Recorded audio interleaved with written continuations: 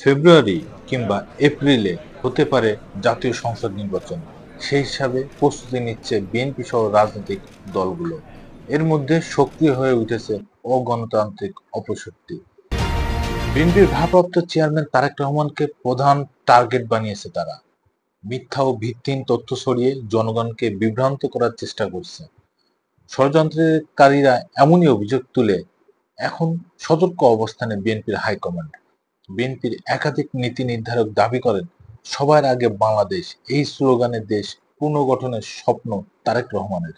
তবে এটি তার দলের বিরুদ্ধে চক্রান্তের অন্যতম প্রধান কারণ। কিছু দল ও গোষ্ঠী ভারপ্রাপ্ত চেয়ারম্যানের ভাবমূর্তি ক্ষুণ্ণ করতে নানা অপচেষ্টায় লিপ্ত হয়েছে, যা অপরাজনীতি ছাড়া কিছুই নয়। নেতাদের আরো অভিমত, দেশে গণতন্ত্রের উত্তরণের প্রক্রিয়া থামাতে দেশি বিদেশি চক্রান্ত থামেনি। দেশে যখনই কোনো ইস্যুতে পরিস্থিতি তৈরি হয় তখনই চক্রান্তকারীরা তারেক রহমানের জনপ্রিয়তাকে লক্ষ্যবস্তু করে তোলেন। সামাজিক যোগাযোগ মাধ্যম সহ বিভিন্ন প্ল্যাটফর্মে তারা সক্রিয়। ছদ্মবেশে এর সঙ্গে যোগ হয়েছে জুলাই গণঅভ্যুত্থানে পতিত আওয়ামী লীগ ও তাদের অনুগত দেশি বিদেশি অপশক্তি।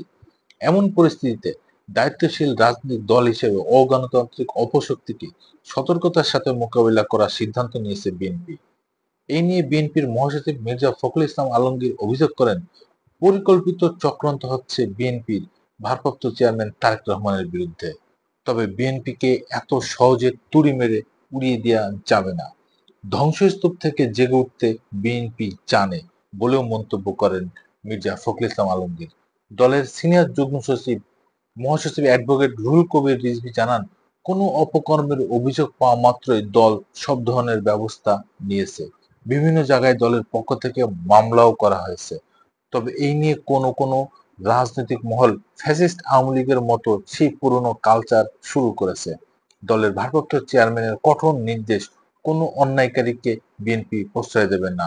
অন্যায় ও অপকর্মের বিরুদ্ধে দলের অবস্থান জিরো টলারেন্স।